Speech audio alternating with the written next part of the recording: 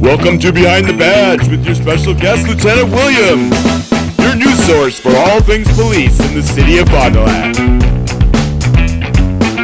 This is KFIZ today on a Friday, and it's Behind the Badge, our weekly visit with Fond du Lac Police Department, Lieutenant Ryan Williams, and another new hire that we've got in studio here. We'll get to him in just a bit. Lieutenant, how's it going? Really well. Like the fact that I'm bringing in new hires at a regular pace, seems like every other week now, means things are going well.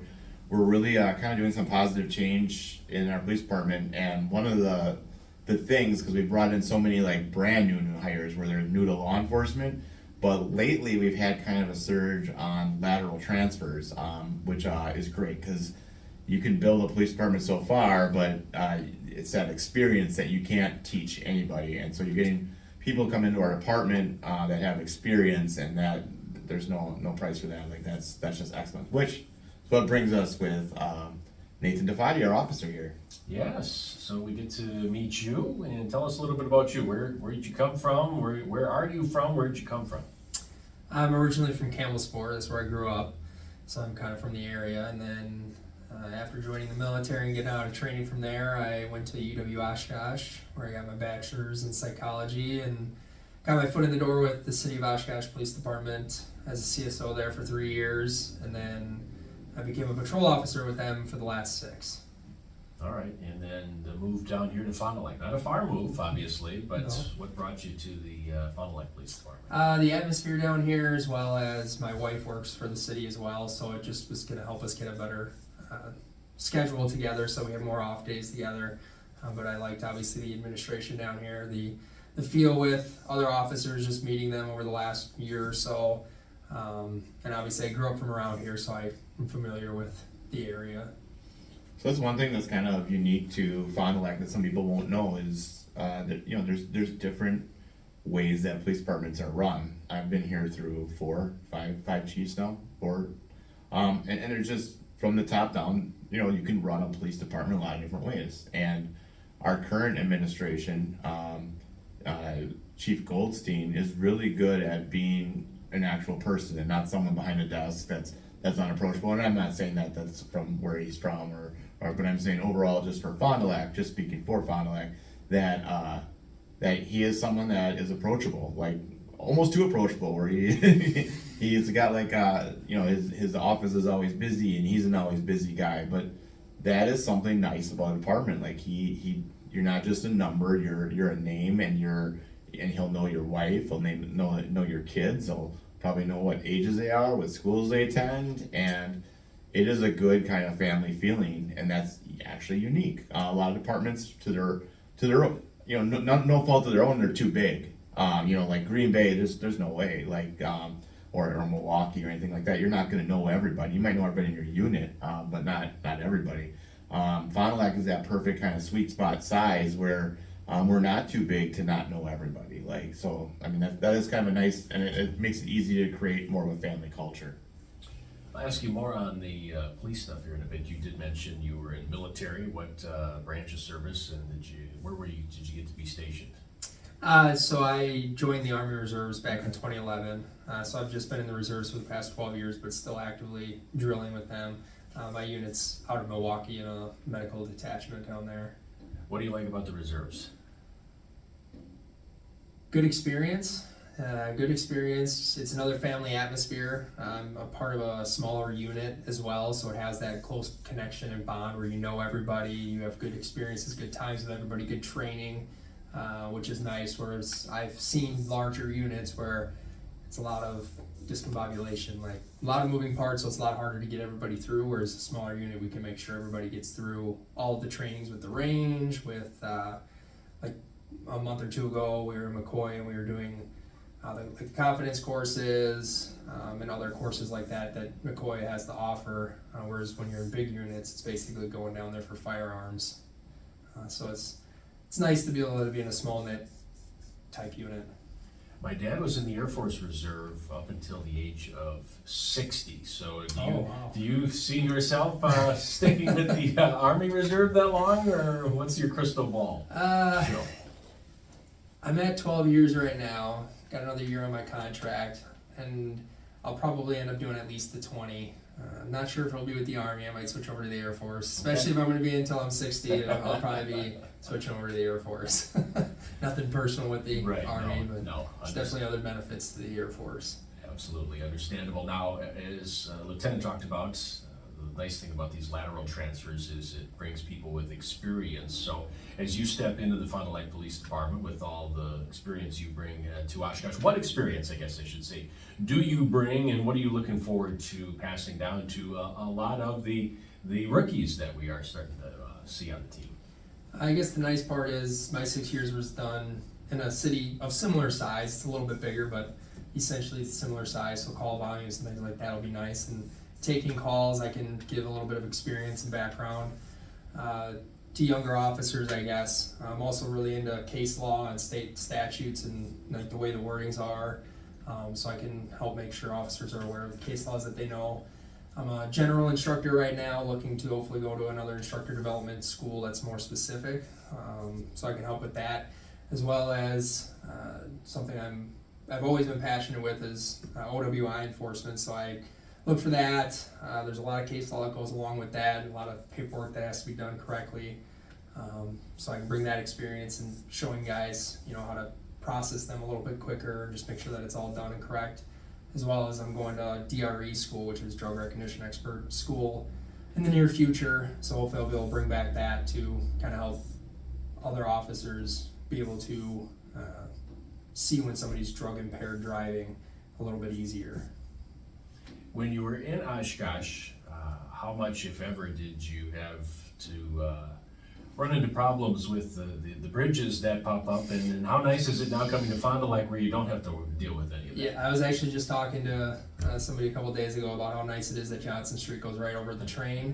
Because Oshkosh is divided by the bridges and the train, so sometimes when you're going from the south to the east, you get stopped at a bridge and you hope to get to another bridge crossing before it opens, and then you have to worry about the train running through, dividing you from there too. So yeah, there's a lot of dividers that definitely make responding to calls. We could just get a train or a bridge on Scott Street. Then we Yes. have all three of the main ways to get by the train. Next time I have City Manager Joe Moore on, I guess I can ask him about that. I grew up here in this town, so I can remember a time when there were no bridges at all. So if there were a train that came through the city. The Johnson Street Bridge, that must have been right around 02, 01, because that's right. It was done before I started here, but when I was doing a ride along, it was not. It was still, I think. You still had. Yeah. Okay. So yeah, that was right around that time. But it's funny. Like when you're law enforcement, you drive around the city a lot, so you see some things as far as how roads are set up and stuff that you would want changed. And every time I get to run into like city engineering every once in a while through my things, and the one thing I always say, there's a stop sign at Scott and Van Dyne, and it drives me nuts because I go through that intersection all the time. So it's the one where you have to be in the right lane when you're going east to go straight through the stop sign, and the traffic coming towards you, like from Scott Street, doesn't have to stop.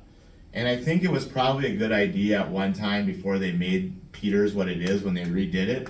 But right now, there's no reason for that stop sign to be there. There's zero. There's none. Like, there's a driveway there, but there's other driveways down that street where people aren't stopping for. And so I mention that stop sign every time I see them too. They're like, I say, what about that stop sign? What are we doing about it?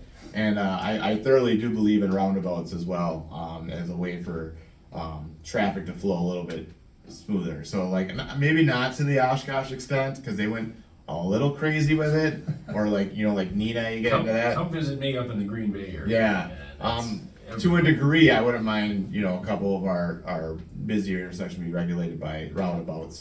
But yeah, those are my gripes, my area. But that stop sign, if people are listening out there at Scott and Van Dyne, that one I'm not a big fan of. I still stop at it, by the way, and you should too. You should all stop at that stop sign, but not a fan of that one. Oh, good to know.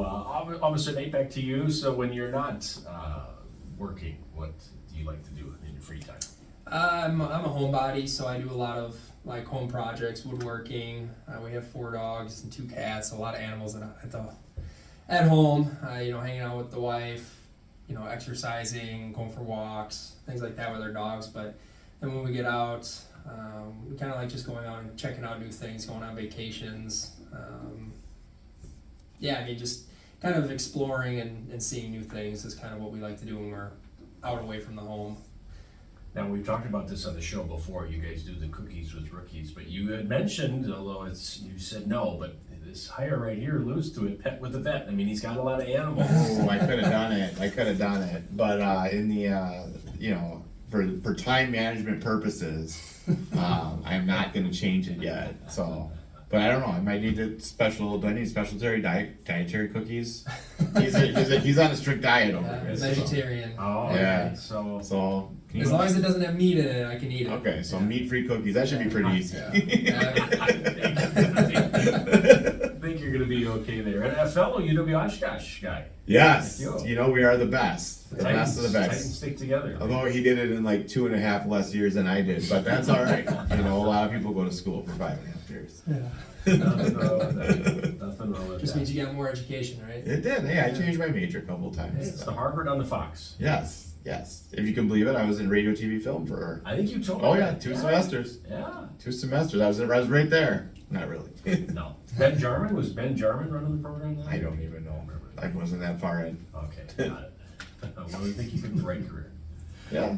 Well, yeah, I get a little taste of it, right? Yes, right you here. do, yeah. Come and join you every Friday. So. Awesome. Sounds good. Is that it for this week? Yeah, I think that'll be it.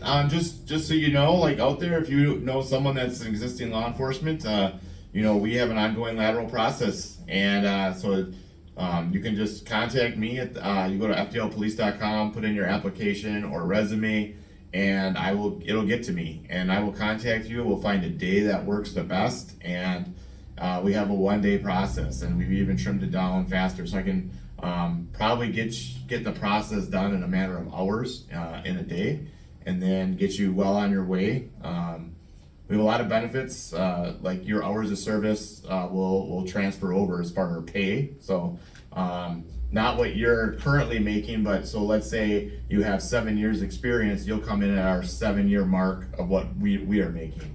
And for vacation, there's some of that transfers as well, up until 7 years. That's why I picked that mark. But then beyond that, then you'll earn as you go. So there's a lot of benefits. There seems to be a lot of movement in policing now with lateral transfers, and that's just kind of the nature of police work right now. But people move because of family or whatever their reasons are. So we're just keeping up with everybody else. But I think you could do worse. And I think I really strongly believe that we're building something different, and with a chief that has the right mindset and allows his people to be creatively minded like myself and expand our wings and be open-minded to change, which isn't a hard thing in police work, because we run into in police work this thing of why are we doing it this way, and the answer is because that's the way it's always been done, and not question why and is there a better way too often. So